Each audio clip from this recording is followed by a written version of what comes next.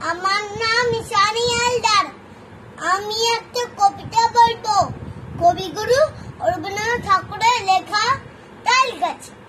তাল গাছ এক পায়ে দাঁড়িয়ে, সব গাছ ছাড়িয়ে উঁকি মারে আকাশে।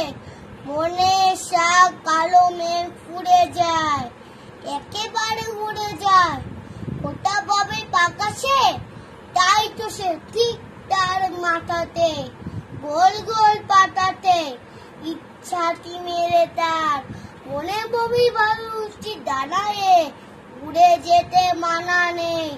বাসা কানি ফেলে তার সারাদিন ঝরঝর ঠর ঠর কাঁপে পাতা ওপর ওরে যেন ভাবে ও মনে আকাশেতে বেরিয়ে তারাদের এড়িয়ে যেন করতে যাবে ও।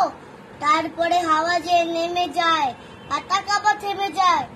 ফেরে তার মনটি যে ভাবে মা যে মাটিটা ভালো লাগে আর বার পৃথিবীর কোনটি।